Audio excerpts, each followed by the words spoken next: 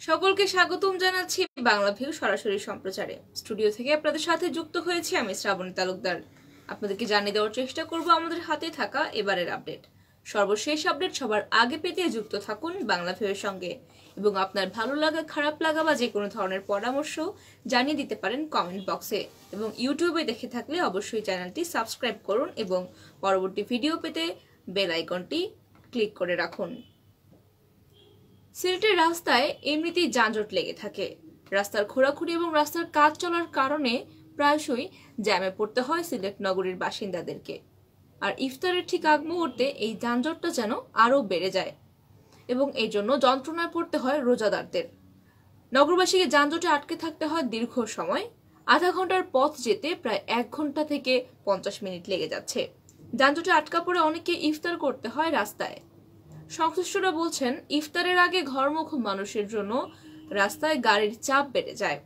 এছাড়া রাস্তার পাশে অধিকাংশ ইফতার সামগ্রীর কেনাবেচার দোকান বসে, যে কারণে ফুটপাত দখল করে এইসব বিক্রি করায় ফুটপাতও বন্ধ হয়ে যাচ্ছে এবং হাঁটার রাস্তাও থাকে না, যার ফলে গাড়ির যানজট তো লেগেই থাকে। ফুটপাতে ইফতার সামগ্রী সহ বিভিন্ন দোকান থাকার কারণে ফুটপাত দিয়েও পথচারীরা হাঁটতে পারছেন না স্বস্তিতে।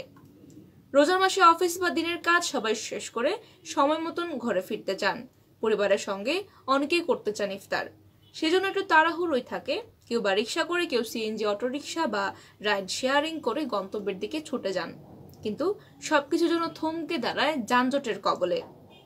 মঙ্গলবার বিকেলে সিলেট মহানগরীর বিভিন্ন এলাকা ঘুরে দেখা গেছে রাস্তার পাশে গড়ে ওঠা অস্থায়ী ইফতারের দোকানগুলোতে ভিড় জমিয়েছেন ক্রেতারা এবং ইফতার সামগ্রী কেনার পাশাপাশি তাদের সবার মধ্যে ঘরে ফেরার এক ধরনের তাড়া থাকে। বিভিন্ন এলাকার মানুষের সঙ্গে কথা বলে জানা গেছে, ইফতারের ঠিক আগ মুহূর্তে গাড়ি ঘোড়ার চাপ বেড়ে যায় রাস্তায়, যে কারণে অনেকে গন্তব্যে পৌঁছতে পারে না সময় মতো, যার কারণে ইফতার করতে হয় রাস্তায়। টিলাগড়ের বাসিন্দা একজন জানান, অফিস শেষে বিকেলে বাসায় ফেরেন তিনি এবং বন্দর থেকে শিবগঞ্জে তাকে প্রতিদিনই ইফতারের আগ মুহূর্তে পড়তে হয় যানজটের কবলে এবং দীর্ঘ যানজটে অনেক সময় তাকে ইফতার করতে হয় পরিবার ছাড়াই রাস্তায়। আম্বরখানার এক বাসিন্দাও জানিয়েছেন, জিলাপি কিনতে তিনি এসেছিলেন এক অস্থায়ী ইফতারের দোকানে, কারণ অন্যান্য আইটেমগুলো ঘরে বানানো গেলেও জিলাপিটা ঘরে বানানো সম্ভব না এবং ওই এলাকায় প্রায় সব অস্থায়ী দোকানগুলো রাস্তা ঘেঁষে দাঁড়িয়ে থাকে এবং এ কারণে ভিড় জমে ওঠে। তাই ইফতার সামগ্রী কিনতে গিয়ে রাস্তা ব্লক হয়ে যায়। এবং মদিনা মার্কেটের এক সিএনজি চালক জানিয়েছেন, বিকেলে অধিকাংশ মানুষের অফিস বা কাজ শেষ হয়। ইফতারের আগে সবাই বাসায় ফিরতে চান, তাই রাস্তায় মানুষের চাপটা একটু বেশি থাকে এবং একই সাথে রাস্তায় গাড়ির সংখ্যাও বেড়ে যায় এবং এই সময়টিতে যানজট বেশি লাগে এবং এই সময়টার সুযোগের অপব্যবহার করেন অনেক অসাধু সিএনজি ড্রাইভার বা অসাধু রিক্সা চালক। তারা এই সময়ের সুযোগ নিয়ে ভাড়া দ্বিগুণ করে দেন।